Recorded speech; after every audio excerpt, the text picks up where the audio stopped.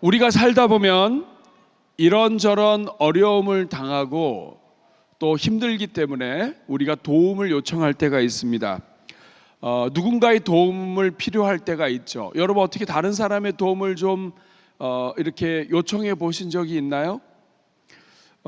사고가 났거나 넘어졌거나 또 무엇인가를 떨어뜨렸을 때 이렇게 집어 올리려고 할 때, 그렇죠?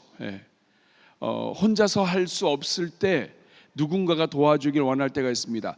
우리 부모님들도 마찬가지죠. 우리 부모님들도 가정을 이끌고 살다 보면 물질이 많이 필요할 때가 있습니다. 그러면 물질을 좀 빌려달라고 할 때도 있고 어딘가에 누군가에게 부탁을 해야만 할 때가 있는데 우리가 이렇게 사실 도움을 필요로 할 때가 많이 있습니다. 그런데 사실 그게 쉽지는 않아요. 왜냐하면 도움을 받아야 될 때는 많은데 사실 도와줄 사람이 또 그렇게 많지는 않기 때문에 그래요. 여러분 어떠세요? 여러분을 도와줄 사람이 좀 있나요? 무엇이든지 막 부탁을 해도 다 들어주는 그런 사람이 있나요? 여러분 그런 분이 있기를 바랍니다. 그런데 참 어려운 건 뭐냐면 꼭 필요할 때 없어요. 평상시에는 있다가 꼭 찾을 때 없어요. 여러분 집에 있는 것도 그렇고요, 주변에 있는 것도 그렇습니다. 제가 아는 분은 교수님 네 분이 한국에 들어오셨어요. 오랫동안 진짜 이분들이 한국 생활도 조금 하시고 그러시면서 그걸 뭐라 그러죠? 한국에 오랫동안 있다 보면 미국 시민을 가진 시민권을 가진 사람들도 한국에서 의료보험을 할 수 있는 그러한 이중국적이 될 수가 있어요. 그래서 오랜만에 작심해서 이중국적을 따서 이제는 그 몸 검사도 하고 또 이렇게 왔는데 막 여기 와서 검사를 하다 보니까 이전에 없었던 종양 같은 게 뇌에서 발견이 됐어요. 그래가지고 한국이 이런 수술을 잘한다고 하니까 이제 한국에 수술 신청을 했는데 검사하고 수술하고 하는 게 이 8월, 9월에 날짜가 안 잡혔어요. 요새 의료 사태도 있고 하다 보니까 어려움도 있고 하다 보니까 막상 자격을 얻어서 땄는데 도움을 얻으려고 하니까 안 돼서 다시 들어가셨어요. 이게 우리 삶입니다. 더 어려운 건 뭐냐면 우리 삶은 누구한테 부탁해서 될 만한 것들도 있지만 부탁할 수 없는 것들이 많아요. 부탁을 뛰어넘는 게 많다고요. 여러분 자녀들의 미래 누구한테 부탁하겠어요? 자녀들의 미래를 누구한테 부탁을 해요? 자기 성격 이거 누구한테 부탁해요? 나의 성격 때문에 관계 깨진 거 누구한테 부탁을 해요? 여러분 속상한 거 누구한테 부탁해요? 부탁할 데가 없어요. 아이들 통계를 보니까 아이들도 마찬가지예요. 아이들의 90%, 학생들의 90%, 청소년들의 90%는 문제가 있고 어려움을 느낀다 이거죠. 그렇지만 그 어려움이 있을 때 막상 이렇게 좀 대화도 나누고 상담도 하고 이렇게 하고 싶은데 그게 쉽지 않다는 거죠. 부모님한테도 어려울 때가 많고 친구한테도 다 얘기 못할 것도 많고, 그러니까 우리는 부탁할 거는 많은데 도움받을 거는 많은데 실제로 부탁할 때가 많이 없는 거예요. 옆에 분 한번 인사해 보겠습니다. 당신은 부탁할 때가 좀 있나요? 오늘 첫 번째 질문은 그겁니다. 여러분은 어려울 때 누구를 찾습니까? 누구를 찾으면 여러분을 도와주나요? 여러분 도와줄 사람 있어요? 없어요? 그렇다면 여러분 오늘 진짜 우리를 사랑하시고 우리를 도우시는 한 분, 그분이 누구인가? 그리고 그분이 바로 하나님이신데 이 땅을 사는 모든 사람들에게 은혜를 베푸시고 도우시고 언제 어디서나 어떤 문제를 가지고도 우리가 부탁하고 나아갈 때 다 들어주시고 다 우리와 함께 하시는 분이 계신데 그분이 바로 하나님이세요. 저는 오늘 우리의 이 우리를 사랑하실 뿐만 아니라 우리를 도와주시고 우리의 모든 기도와 당부와 부탁과 이 모든 것들을 다 들어주시고 심지어는 해결해 주시는 하나님에 대해서 오늘 여러분들과 함께 나누려고 합니다. 오늘 먼저 본문의 배경을 좀 간단하게 살펴볼게요. 오늘 본문에 나오는 사람의 주인공은 히스기야라고 하는 사람이에요.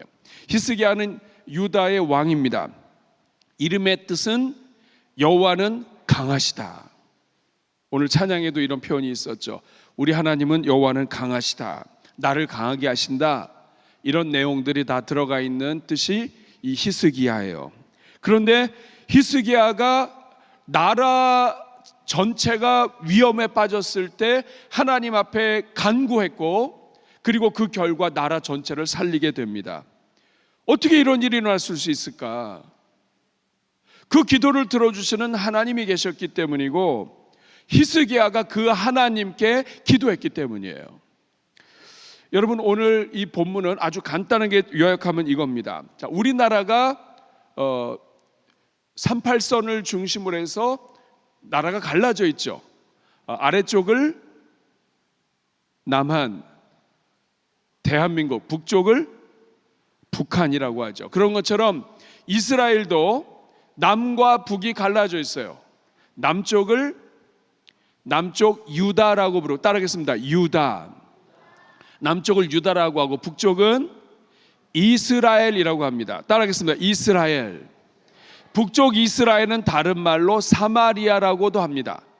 따라하겠습니다. 이스라엘, 사마리아. 그리고 남쪽 유다 해서 남과 북으로 갈라져 있습니다. 그런데 이 북쪽 이스라엘은 아수르에게 멸망합니다. 아시리아라고 하는 나라인데, 이 아시리아라고 하는 나라는 히스기야가 왕이 된 지 4년째 되던 해에 아수르가 이스라엘에 쳐들어와서 3년 동안 이스라엘을 공격하고 에워싸고 하더니 결국에는 3년 뒤에 무너지게 됩니다. 그래서 결국에는 히스기야 7년 때 완전히 다 망해버렸어요. 그리고 포로로 잡혀갔어요. 그리고 나서 7년이 지났으니까 히스기야 왕이 14년째, 왕이 된 지 14년째 되던 그때에 이제는 그 아수르가 다시 남쪽 유다를 쳐들어왔어요. 왜 남쪽 유다를 쳐들어왔냐면, 유다는 그 아래쪽에 있던 애굽이라고 하는 나라, 따라하겠습니다. 애굽이 어떤 나라죠? 네, 이집트. 네. 애굽이라고 하는 나라와 힘을 모아서 아수르를 대항을 했는데, 이 애굽도 어려워졌어요. 그러니까 애굽하고 손을 잡아 감히 우리의 말을 안 따르고 애굽하고 손을 잡아, 그래가지고 이 아수르가 산헤립이라고 하는 왕이 지금 쳐들어온 거예요. 그러니까 이 히스기야 왕이 힘이 없잖아요. 그래서 사람을 보내가지고 우리가 무슨 말을 하든지 다 들어줄 테니까 돈을 달라고 하면 돈을 달라고 그러고, 금을 달라고 그러면 금을 달라고 다 줄 테니까 말씀만 하십시오. 그랬더니 이 산헤립이 그러면 은을 300달란트, 여러분 1달란트가 한 30kg 정도 돼요. 엄청나게 은이 많은 건데 이거를 300개, 그 다음에 이만큼 되는 금덩어리를 30개 이렇게 달라고 한 거예요. 이거 주면은 내가 생각해 보지. 그랬더니 이 히스기야가 은이라고 하는 은, 금이라고 하는 금은 다 모아가지고 모으기 시작을 한 거예요. 근데 없어. 그러니까 하나님의 전에 들어가서 성전에 있는 금을 다 벗겨가지고, 그래서 다 챙겨가지고 줬어요. 그러면 여러분, 자, 이렇게 은도 달라고 해서 줬고 금도 달라고 해서 줬어요. 이만큼을 갖다 주면 그 다음에 어떻게 해야 돼요?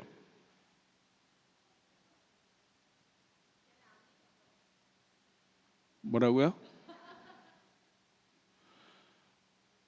잘했어요. 지금 설교는 듣고 계시는 거죠? 자, 은도 달라고 그러고 금도 달라고 그래서 잔뜩 갖다 줬어요. 그럼 어떻게 해야 돼요? 줬으니까 알았다 그러면서 가야 되죠. 근데 아니에요. 은도 주고 금도 주고 다 했는데 이것 봐라, 은도 있고 금도 있네. 그러면서 이제는 예루살렘으로 공격을 해 들어왔어요. 너희들의 애굽하고 합작한 거 나 기분이 나쁘다 그러면서 완전히 너희를 죽이겠다 이거예요. 그리고 나서 이제 막 달려들면서 이스라엘 백성들이 다 알아듣는 히브리 말로 욕을 하면서 하나님까지 욕하면서 막 이야기하는 거예요. 그게 32절 35절 말씀이 한번 같이 읽어보겠습니다. 시작. 히스기야가 너희를 설득하여 이르기를 여호와께서 우리를 건지시리라 하여도 히스기야에게, 이게 무슨 말이에요? 히스기야 왕이 하나님이 도우실 것이다 해도 너희들 듣지 마라. 하나님 없다. 그리고 35절 시작. 민족의 모든 신들 중에 누가 그의 땅을 내 손에서 건졌기에 여호와가 예루살렘을 내 손에서 건지겠느냐? 이 사네립 왕이, 아수르 왕이 좀 오버하기 시작을 했어요. 그러더니 내가 이 나라도 쳤고 이 나라도 쳤고 모든 나라를 쳤고 모든 나라 중에는 자기들이 믿는 우상들이 있었는데 그거 내가 다 부셔버렸다. 그런데 여호와 하나님이 누구길래 여호와 너희 하나님이 예루살렘을 내 손에서 건지겠냐? 하나님이 와도 못 건진다. 이제 이렇게 막 얘기한 거예요. 여러분, 만약에 여러분들이 누군가가 여러분들에게 와가지고 너 하나님 믿어? 하나님 정말 계셔? 야, 하나님이 너한테 뭘 해줄 수가 있어? 내가 하나님보다 너를 더 잘해줄 수 있어? 막 이렇게 얘기하면 여러분 굉장히 속이 상할 거예요. 막 이렇게 막 이야기를 하는 상황인 거예요. 그러니까 나라는 망하게 됐죠. 금과 은은 다 뺏겼죠. 그리고 하나님에 대해서 막 욕하죠. 그러니까 완전히 이거는 막 견딜 수가 없는 거예요. 여러분, 저는 여러분들의 삶에 이런 일이 일어나지 않기를 간절히 소원합니다. 근데 우리 인생을 살다 보면 이럴 때가 있어요. 내가 실수한 건데 나 때문에 하나님이 욕을 먹고 하나님이 어딨냐고 그리고 나는 아무 힘이 없고 내가 할 수 있는 일은 아무것도 없는 거예요. 교회도 욕먹게 생겼고 하나님도 욕먹게 생겼고 나는 나대로 욕먹고 정말 어떻게 다 이렇게 됐는지 막 이렇게 주저앉아야 될 때 어떻게 할 수가 없어요. 이 나라, 즉 이 나라는 그 당시 세계 최강의 나라예요. 가장 큰 나라예요. 오늘날의 미국 그런 것처럼 그 당시에는 아수르였단 말이에요. 그러니까 이 나라가 쳐들어와 가지고 은도 뺏어갔죠. 금도 뺏어갔죠. 니네 하나님이 어디 있어? 하나님이 와도 안 돼. 막 이렇게 얘기하는데 막 속에서는 막 불이 일어나죠. 제가 학생 때 그 천주교회 다니는 친구가 하나 있었습니다. 애가 좀 괜찮은 애였는데 얘가 교회 얘기만 하면 애가 막 이상해져요. 그래가지고 막 서로 막 얘기하다가 막 서로 막 다투기도 하고 막 더 이상 친해지기가 쉽지 않았어요. 그 생각해 보면 참 좋은 친구였는데 특별히 하나님에 대해서 잘못 얘기할 때 제가 견딜 수가 없더라고요. 아마 여러분들도 그럴 거예요. 누군가 하나님을 욕하거나 하나님에 대해서 막 함부로 얘기하고 그러면 막 속에서 막 불이 나고 힘들 거예요. 근데 바로 이런 상황이었습니다. 오늘 두 번째 질문입니다. 그렇다면 이렇게 문제 앞에서 히스기야 왕은 어떻게 대응했을까요? 저는 오늘 이 히스기야 왕이 대응한 이것이 오늘 여러분들에게 굉장히 중요한 대응의 방법이라고 생각을 해요. 오늘 히스기야가 어떻게 대응했는지 보시고 여러분들도 이같이 똑같이 대응할 수 있기를 바랍니다. 자, 1절 보면 같이 읽습니다. 시작. 그 옷을 찢고 굵은 배를 들고, 자, 제일 먼저 한 거 첫 번째 뭡니까? 히스기야 왕이 들은 다음에 어떻게 했어요? 첫 번째는 옷을 찢고 그 다음에 굵은 배를 두르고, 여러분 1번에 써 있습니다. 옷을 찢고. 여러분, 히스기야가 왜 이래요? 왜 옷을 왜 찢어요? 영화에 보면 헐크나 아니면 이렇게 해서 막 이렇게 찢는 거예요? 화가 나면 찢는 거예요? 이스라엘 백성들에게 있어서 옷을 찢는 것은 정말 참을 수 없는 슬픔, 아픔, 원통함. 내가 하나님 앞에서 내가 죄인입니다. 내 죄를 자각할 때 옷을 찢었어요. 이런 극심한 아픔과 슬픔과 애통할 때에 찢는 거예요. 제가 성경 읽다가 이스라엘 사람들은 옷을 좀 많이 갖고 다녀야 되겠다. 자, 그러면 우리도 막 예배 드리고 이제 신앙생활하고 고등부 같은 경우로 이제 찬양 드리고 하다가 막 원통하거나 이러면 어떻게 해야 돼요?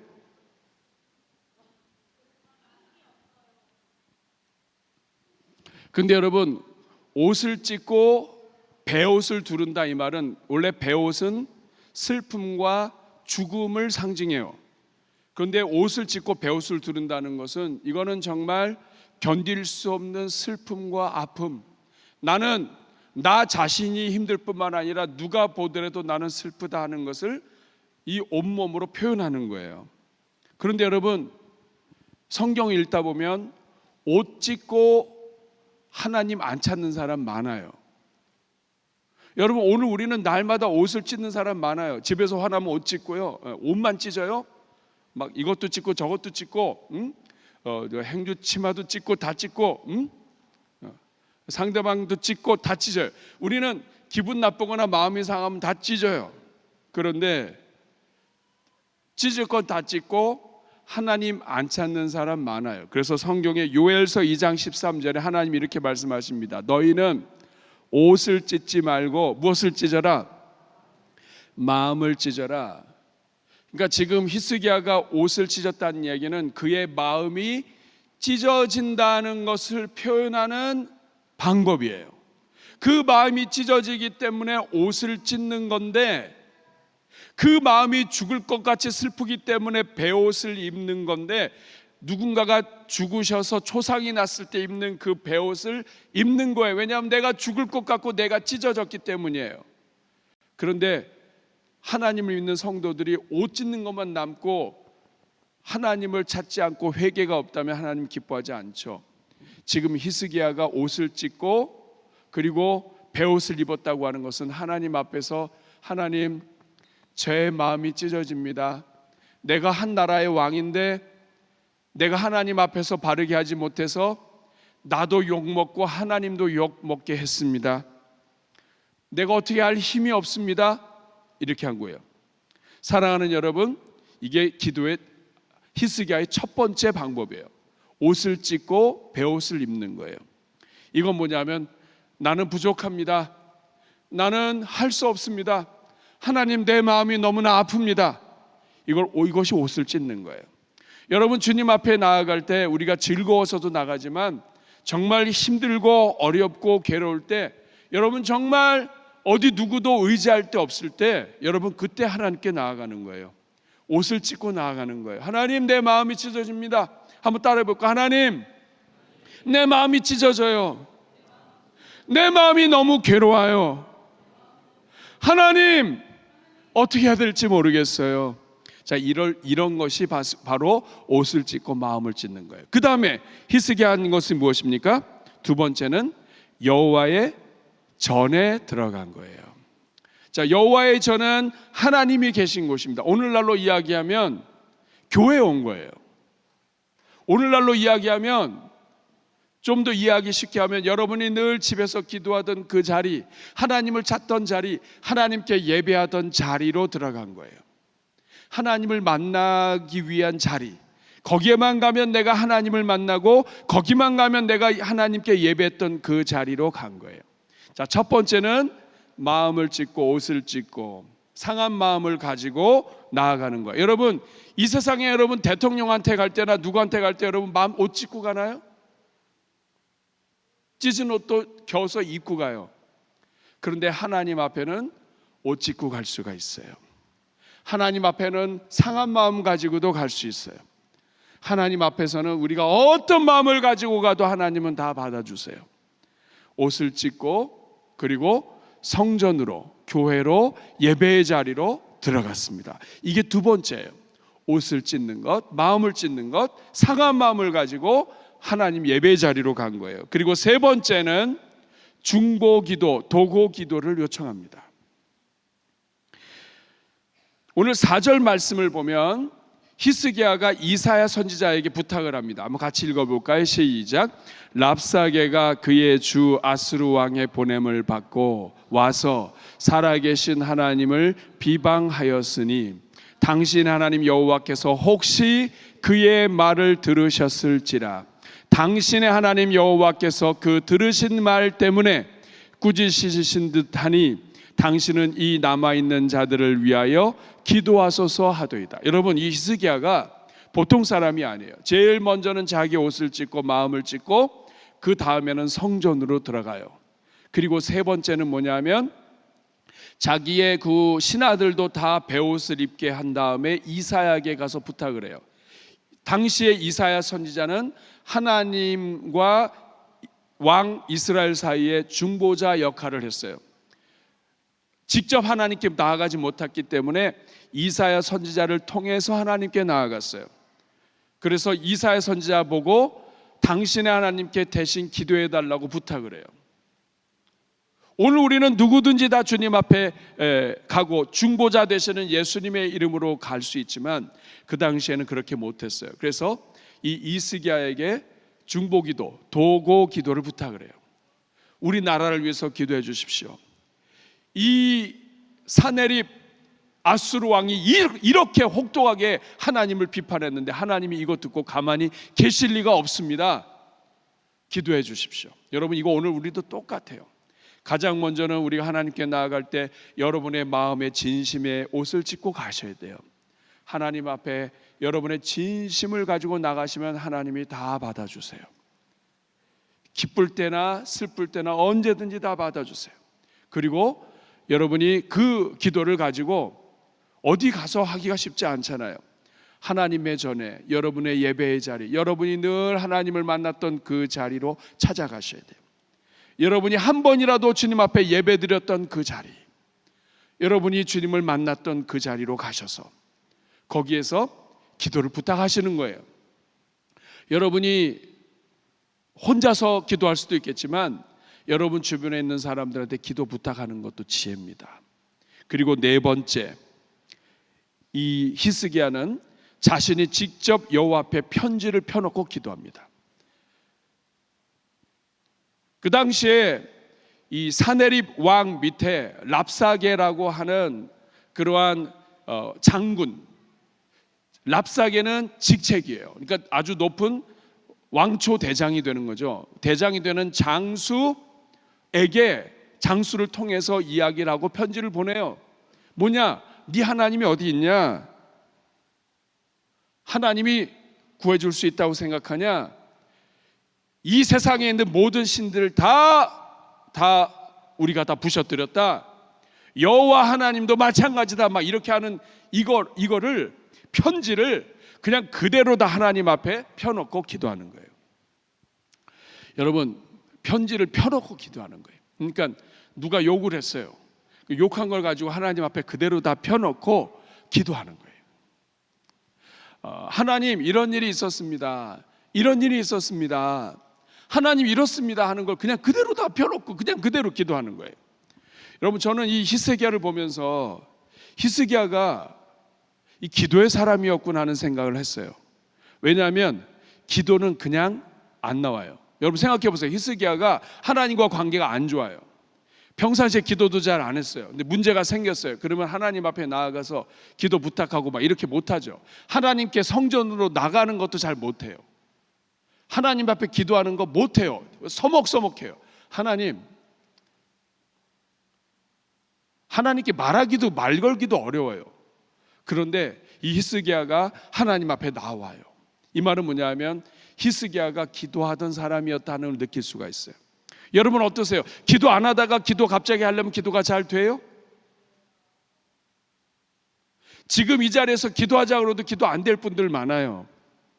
기도는 훈련이 되고 습관이 되면 더 잘 될 수가 있어요. 저는 여러분들에게 기도의 은혜가 있기를 바랍니다.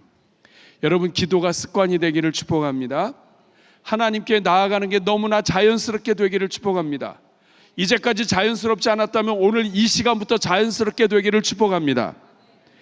여러분, 그래서 하나님 앞에 편지를 내놓고 마치 어린아이가 하나하나 다 고자질하는 것처럼 엄마 오늘 이거 이렇게 있었어. 아빠 오늘 내 친구가 나한테 이렇게 얘기를 했어 라고 하는 걸 지금 다 하나하나 다 편지를 그대로 읽고 하나님 앞에 편지를 넣고 기도하는 거예요. 뭐라고 기도했나? 15절 한번 읽어보겠습니다. 오늘 우리가 읽은 본문은 그 기도의 내용이에요. 15절 한번 보겠습니다. 시작.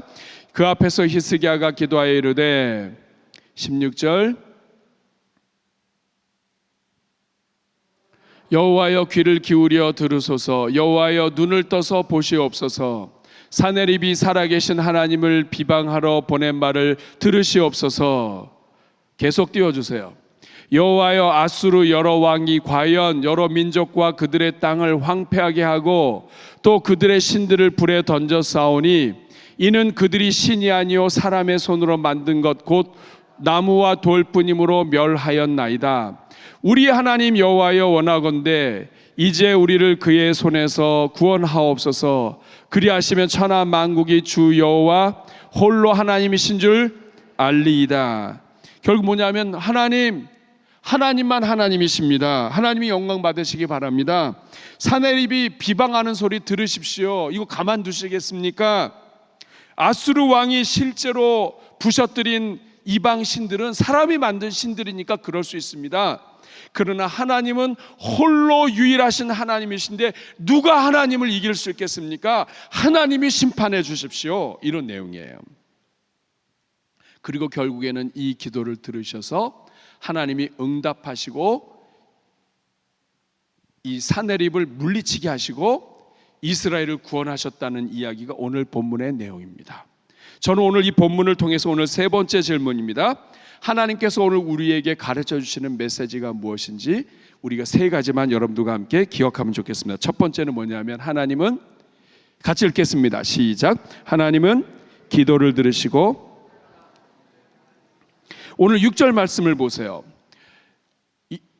히스기야 왕이 하나님께 기도하고 그리고 이사야에게 기도를 부탁하니까 이사야 선지자가 하나님의 음성을 듣고 얘기하는 거예요. 6절 이사야가 그들에게 이르되 너희는 너희 주에게 이렇게 말하라. 여호와의 말씀이 너는 아수르 왕의 신복에게 들은 바 나를 모욕하는 말 때문에 하나님이 들으셨다 이 말이에요. 그 다음에 7절 내가 한 영을 그의 속에 두어 한 영을 사네립 아수르 왕의 속에 두어 그로 소문을 듣고 그의 본국으로 돌아가게 하고 또 그의 본국에서 그에게 칼에 죽게 하리라 하셨느니라. 여러분 7절 다시 앞에 보세요. 이사야 선지자를 통해서 하나님이 어떻게 할 것인가를 가르쳐 주셨는데 자, 한 영을 왕 속에 둬서 왕이 소문을 들어요. 그래서 이스라엘 유다 땅을 무너뜨리려고 하다가 소문 듣고 이거 큰일 났네 하고선 돌아가게 만든다 이 말이에요. 자, 그러면 본국으로 돌아갈 것이다만 해도 되는데 하나님이 그 다음에 뭐라고 하냐면 그의 본국에서 그에게 칼에 그 다음 죽게 하리라. 다시 말하면 여기서 죽는 게 아니라 본국에 가서 어떻게 된다? 죽게 된다.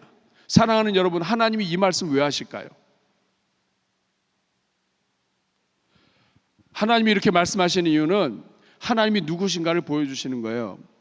하나님은 누구시냐? 하나님은 예루살렘의 하나님만이 아니다. 예루살렘에서 쳐들어왔기 때문에 여기서 쫓아내는 것만 하나님이 아니다. 하나님은 어떤 분이냐?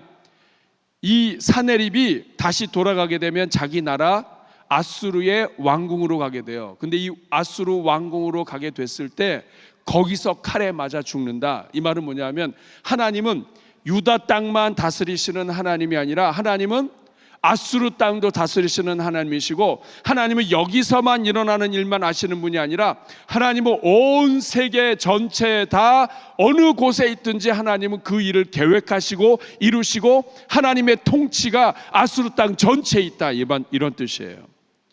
그러니까 하나님이 이사야 선지자를 통해서 히스기야 왕에게 하나님은 전체를 다스리니까 두려워하지 말아라, 염려하지 말아라 이렇게 말씀하시는 거예요.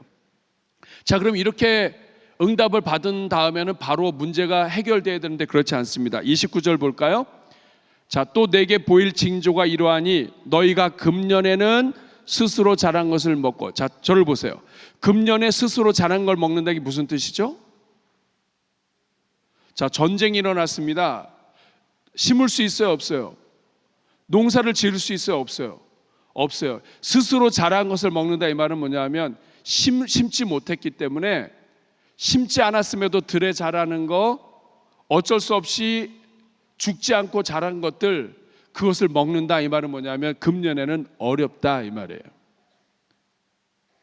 여러분, 기도하면 응답이 되면 하나님이 은혜를 빨리 주셔야 되는데, 금년에는 스스로 자라는 것을 먹고, 먹긴 먹는데 뭘 먹어요?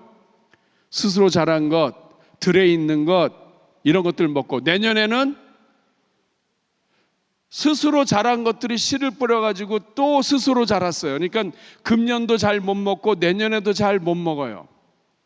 그렇지만 제3년에는 심고 거두며 포도원을 심고 열매를 먹으리라. 자, 이 말은 무슨 뜻이에요? 금년에는 배가 불러요, 못 불러요? 내년에는요? 내년도 못 불러요. 그러면 제3년 때는 배 불러요. 여러분, 하나님의 은혜는 지금 당장은 나타나지 않아도 이렇게 돼요. 하나님이 여러분을 사랑하시고 여러분의 기도를 들으시는 하나님은 여러분들에게도 이렇게 은혜를 베푸십니다. 문제가 어려워진 거 금년에는 해결 안 될 수 있어요. 그렇지만 하나님이 여러분 살려두세요. 스스로 자란 것들이 하나님이 여러분 주변에 있게 하십니다. 여러분, 지금 여러분이 심지 않았는데도 먹는 것들이 있죠? 여러분이 뿌리지 않았는데도, 노력하지 않았는데도 이상하게 하나님이 여러분 살려주시고 먹여주시고 도와주시는 거 있죠? 그게 하나님 여러분 사랑하는 증거예요. 금년에도 그렇고 내년에도 그렇지만 제3년에는 하나님이 심고 거두고 먹게 하신다. 여러분들에게도 그런 은혜가 있을 겁니다. 어려운 가운데서 하나님 찾았어요. 정말 힘든 가운데서도 자녀들 위하여 축복했어요. 여러분, 오늘 고등부 아이들 보셨죠? 저 아이들 처음서부터 막 이렇게 찬양 막 잘하고 막 이런 애들 아니었어요. 옛날에는 어린이들이었어요. 그렇지만 제가 그때부터 애들이 잘 될 줄 알았어요. 여러분, 저 친구들도 뿐만 아니라 지금 여러분 옆에 있는 우리 어린 자녀들, 지금은 예배 시간에 졸고 예배 시간에 자고, 제자들만 졸며 잘새가 아니라 아이들도 졸며 잘새로 있을지 몰라도 얘네들 조금 지나면 다 바뀌어요. 금년에는 스스로 자란 것 먹고 내년에도 스스로 자란 것 먹지만 하나님이 심는 것 먹게 하실 때가 옵니다. 그러면 여러분, 포기하지 말고 기도하세요. 여러분, 아무리 기도해도 여러분 응답되지 않는다면 한 번 더 기도하세요. 하나님이 먹게 하십니다. 중요한 건 뭐냐면 계속 먹어요. 잘 먹느냐 못 먹느냐의 차이지, 스스로 자란 것 먹고 그 자란 것에서 또 난 것 먹고 그러다가 나중에 심는 거 먹는 거예요. 이게 신앙의 법칙이에요. 하나님이 여러분 먹게 하시고, 그리고 여러분이 하나님을 의지하는 것에서 또 떨어지고 또 떨어지고 또 심고, 결국에는 떨어진 거 주워서 심고, 여러분이 하나님이 여러분에게 은혜 주세요. 여러분 중에 신앙의 첫 대를 가지신 분들이 있다면 여러분 고생 많습니다. 금년에도 그냥 스스로 자란 거 먹고 내년에도 스스로 자란 거 먹고 예수님 믿는 거 전체가 다 그렇게 고통일 수 있어요. 그러나 분명한 사실은 따라하겠습니다. 때는 반드시 온다. 기억하시기 바랍니다. 두 번째, 오늘 본문을 통해서 알 수 있는 것은 한 사람의 기도가 나라를 구하고 세상을 바꾼다는 거예요. 따라하겠습니다. 한 사람의 기도가 세상을 구한다. 여러분, 이스라엘을 구하는 데는 여러 사람이 기도가 필요하지 않았어요. 여러 사람이 같이 기도했지만 한 사람이 주님 앞에 펴놓고 기도한 것으로 하나님이 응답하셨어요. 히스기야가 기도를 부탁했고 히스기야가 하나님 앞에 편지를 펴놓고 기도하니까 하나님이 역사하셨어요. 한 사람의 기도가 세상을 바꾸는 거예요. 어떻게 바꿨는지 아세요? 35절 보니까 그 밤에 여호와의 사자가 나와서 아수르 진영에서 군사 18만 5천 명이 쳤습니다. 어떻게 이렇게 될 수 있을까요? 아마 여러 가지 일들이 예상됩니다. 갑작스럽게 공격을 받았을 수도 있고, 아니면 그 안에서 서로 분란이 일어났을 수도 있고, 중요한 것은 뭐냐면 여호와의 사자가 와서 18만 5천 명이 그날 다 죽었습니다. 36절 보니까 아수르 왕이 떠나 돌아가서 니느웨로 거주했습니다. 니느웨는 아수르의 수도예요. 요나에 나오죠. 그 다음에 37절 보니까 그가 신전에서 경배할 때 아드람멜렉과 사라셀, 아마 아들들이나 신하들 정도로 보이는 것 같아요, 칼로 쳐 죽였습니다. 칼로 죽임을 당하리란 예언이 그대로 이루어졌고, 아라랏 땅으로 그들이 도망하며 그 아들 에살핫돈이 대신하여 왕이 됐습니다. 그러니까 그가 믿었던 사람들, 신복이나 이런 여러 굵직한 사람들이 배신을 해서 죽였는데, 결국에는 그는 하나님을 욕하고 이것에 대한 심판으로 죽게 된 거예요. 여러분, 이 모든 일이 한 사람의 기도에서부터 시작이 돼요. 그래서 여러분, 기도하는 한 사람이 기도하지 않는 한 민족보다 강하다. 자막 띄워줘 보세요. 기도하는, 시작.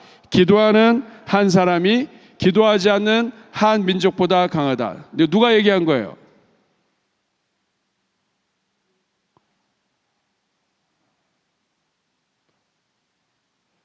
제가 얘기했나요? 이거 누가 얘기한 거예요? 기도하는 한 사람이 기도하지 않는 한 민족보다 강하다. 고등부 중에 누가 한 거예요, 이거?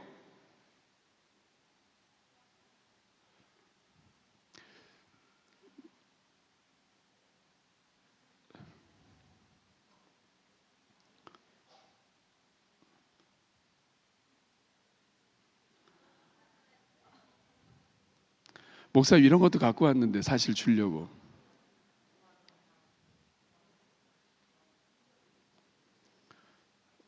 존 낙스가 얘기했습니다. 기도하는 한 사람이 기도하지 않는 한 민족보다 강하다. 이 말이 그대로 이루어졌어요. 한 사람의 기도 때문에 기도하지 않는 한 민족 전체가 다 죽임을 당합니다. 이 존 낙스가 기독교를 핍박하는 왕에 대해서, 교황이든 왕도 하나님을 거역하고 하나님 말씀을 거역하면 병들 수 있다. 그랬더니 실제로 메리 여왕이 중병이 들었어요. 그러니까 이 메리 여왕이 이 기도에 대한 응답인 걸 알고 나중에 얘기합니다. 영국의 100만 군사보다도 존 낙스의 기도가 더 무섭다. 그 하나님이 기도를 들으시기 때문에 무서운 거예요. 여러분, 기도하는 한 사람이 민족보다 강하고 기도하는 한 사람이 한 집안을 살립니다. 저는 여러분들이 그런 은혜가 있길 바라요. 그 세 번째, 같이 읽습니다. 시작. 하나님은 남은 것으로 열매와 회복의 기초가 되게 하신다. 30절 같이 읽겠습니다. 시작. 유다 족속 중에서 피하고 남은 자는 다시 아래로 뿌리를 내리고 위로 열매를. 자, 유다 족속 중에서 다 잡혀갔어요. 그리고 죽기도 했어요. 그런데 피하고 남은 자는 다시 아래로 뿌리를 내리고 위로 열매를 맺을지라. 이 하나님의 역사의 방법이에요. 하나님은 남은 자를 통해서 역사하시고 남겨진 자를 통하여 은혜를 주시고 여러분의 지부에 있는 남은 것을 통하여 하나님의 뜻을 이루세요. 그러면 목사님, 우리 너무 억울합니다. 우리 집에 남은 게 없어요. 여러분, 하나님은 아무리 작은 것이 남아있다 할지라도 그 남은 것으로 하나님의 역사를 이루십니다. 노아 한 사람이 하나님을 믿을 때 노아를 통하여 그 집안을 살리시고 인류를 다시 일으키시는 분이 하나님이에요. 그러니까 여러분에게는 뭐라도 남아있는 그것이 중요해요. 여러분의 지금 뭐가 남아있어요? 뭐가 남았어요? 네?